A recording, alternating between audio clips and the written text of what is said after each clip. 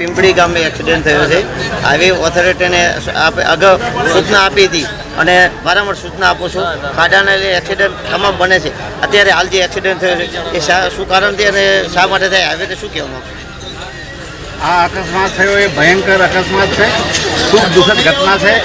કારણ કે આ નેશનલ ઓથોરિટીને મેં પણ અગાઉ રજૂઆત કરેલી કે ભાઈ આપણે આ ખાડા જે છે એ ખરેખર પૂરવા જોઈએ, જેથી કરીને આજે આ ડ્રાઈવર જેમ મૂકેલો એક બાજુની તરફે સાધનો ચાલતા હતા, એમાં 6 સાધનો લગભગ એ સાથે અથડાણા અને એમાં એ મૃત્યુ 3 તો અહીંયા મૃતદેહ એમના લાયા છે પીએમ અર્થે અને બીજા 17 થી 18 લોકોને ત્યાં ધારપુર મેડિકલમાં એ સિરિયસ છે એમને મોકલ્યા છે। અહીંયા 3-4 લોકોને પ્રાઇવેટમાં પણ દાખલ કર્યા છે।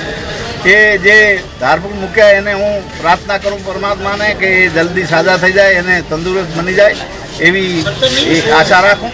અને સાથે સાથે આ નેશનલ ઓથોરિટીવાળાને હું આપના માધ્યમથી જણાવવા માગું કે આ ખાડા રાજ છે એ હકીકત ચાલશે નહીં અને આપ બધા એ ખાડા જલ્દી પૂરીને લોકોને સુવિધા સગવડ મળી રહે એવી આપ કાર્યવાહી કરો। મૃત્યુ જે પામે છે એને સરકાર શું કહેવાય? મૃત્યુ તો અભી હાલ એના પીએમ ચાલુ છે અને હું આમ તો મારો એ પહેલેથી સિદ્ધાંત રહ્યો છે કે એક્સિડન્ટ થાય એને હું તરત જ ટપાલ લખી દઉં છું। એ સીએમ રાહત ફંડમાંથી એને 4-4 લાખ રૂપિયા મેં ઘણીવાર અપાયા છે। આમને પણ જે મૃત્યુ પામેલા છે એને એ હું સીએમ રાહત ફંડમાંથી ટપાલ લખવાનો છું, પત્ર લખવાનો છું।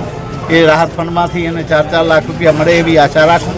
સાથે સાથે જે આ ઈજાઓ પામ્યા છે, લોકો ગંભીર ઈજાઓ પામ્યા છે, એને પણ સરકાર શ્રી કાંઈ સહાય કરે એવો હું લેટર લખવાનો।